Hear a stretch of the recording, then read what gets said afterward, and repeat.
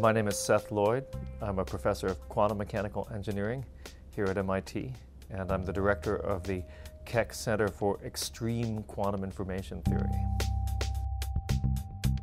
The Research Lab of Electronics is a multidisciplinary, multi-departmental laboratory that takes faculty from all over MIT.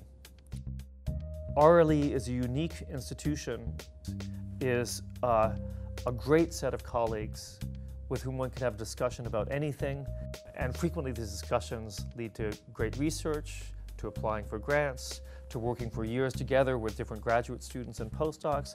It can lead to wonderful and really fulfilling collaborations and awesome science. RLE has a staff which consists of some of the most talented individuals at MIT who facilitate our research and make our lives much, much easier.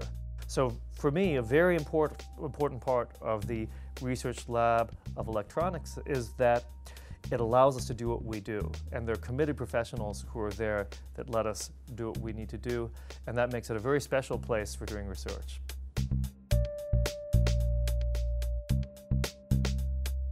The main thrust of my research activity is to investigate how information constructs the universe.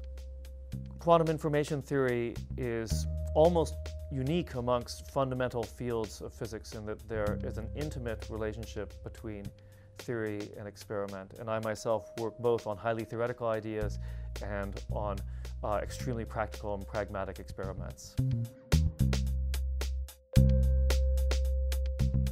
Boston is, of course, a great place to do any kind of academic discipline, particularly science. It's certainly the densest packing of universities and scientists in the United States, and maybe the largest as well. So it's actually quite great because if you want the world expert on this esoteric subject, by God, they're right down the hall. And well, if they're not down the hall at MIT, they're across the river at BU or at the other end of the Red Line at Harvard. So Boston's a great place for doing this kind of work, and it makes life a lot easier. The work of doing science is a collaborative whole, and the best way to do it that I know of is to try to make sure that the organization is such that the good ideas bubble up. And when I say bubble up, the good ideas typically come from the younger people, the students, the graduate students, the postdocs, not from me, it's from these other people. And the point is to have the atmosphere be such that these ideas can show up. Yeah, maybe they're going to be wrong, but that's okay. The ideas show up, we contemplate them. But what we really need is to have the ideas there, because sooner or later, one of them is going to be right, and we want to be able to identify that. I really prefer not to teach my students if I don't have to. I much prefer it if I can get them to teach me. Now, with graduate students, that's one thing, because frequently I have graduate students who are a lot smarter than I am and know more about the subject, so that's fine. They should be teaching me. But with undergraduates, I think of a class as a way of learning about the world. Now, I know some stuff about the world. The students know some stuff about the world. And by working together, maybe we can construct a new way of understanding the world. So I don't think of teaching as me imparting knowledge to people. I think of it more importantly, selfishly, as them imparting knowledge to me, and actually most importantly, as us constructing new knowledge together.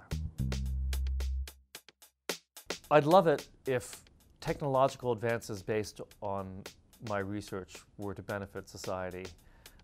And that may indeed be the case in the sense that we're doing the research that in the future will determine how powerful communication channels can be, how powerful computers can be, and those communication channels and computers may well in the future be based on our current research. And the way that it already is benefiting society is that I think that society is greatly benefited from obtaining new and more correct and better understandings of the way the universe works. And if we can improve that little bit of knowledge by one tiny smidgen, then we're benefiting all of us.